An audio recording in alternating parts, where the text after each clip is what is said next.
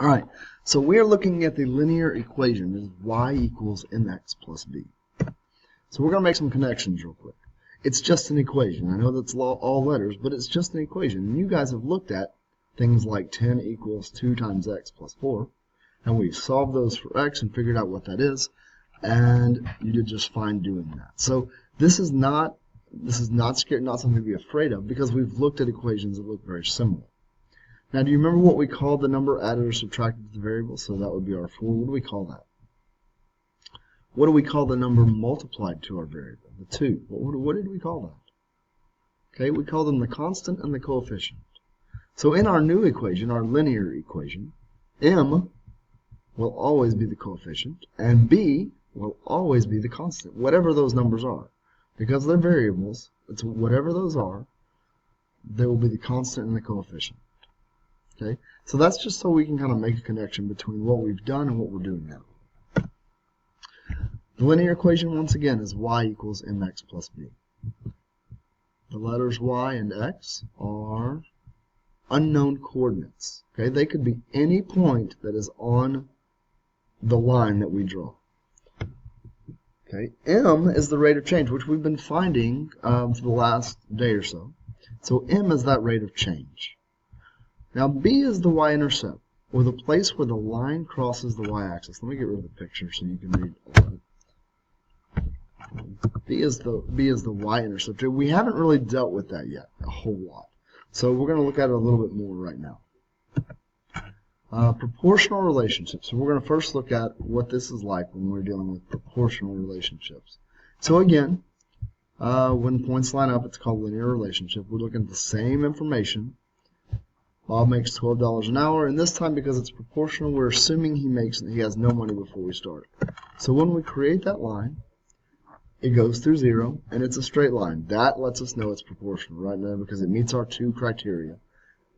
It goes to the origin and has a constant rate of change.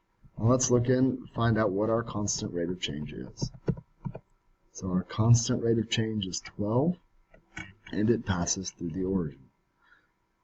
Okay, so the linear equation for that is y equals 12x plus 0. What this tells me is that any point, y and x are the coordinates, any point on the line, we can plug in where y will equal 12 times x plus 0.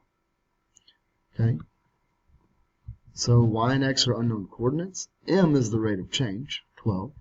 And b is the y-intercept, the place where the line crosses the y-axis. So we have y and x. 12 again is our rate. The line crosses at 0, which is our b. So the equation for this line is y equals 12 times x plus 0, where 12 is the rate of change, 0 is where the line crosses the y-axis.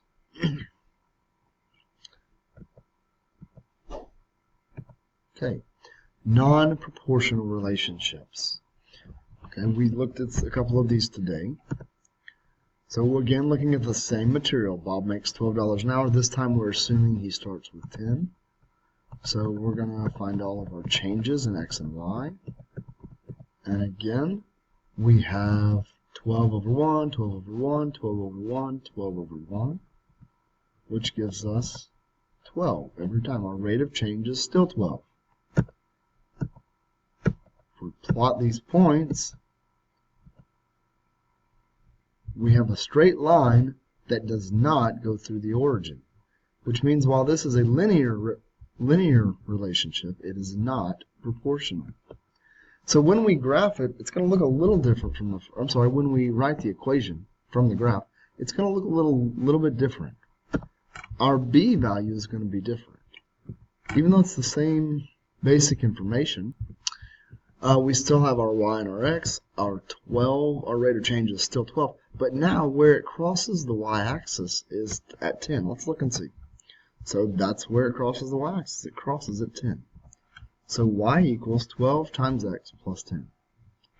Y and x are still unknown coordinates. M is still the rate of change. B is still the place where the line crosses the y-axis. Okay, so again, just reinforcing all the information on the same page. Here's our equation. 12 is our rate of change. 10 is where the line crosses the y-axis. Now, so if I plug in a y value, any of my y values, let's look at the 34. 34 equals 12 times 2, because 2 goes with 34. 12 times 2 is 24, plus 10 is 34. 34 equals 34. So, should be good on that. I believe that is all for this presentation.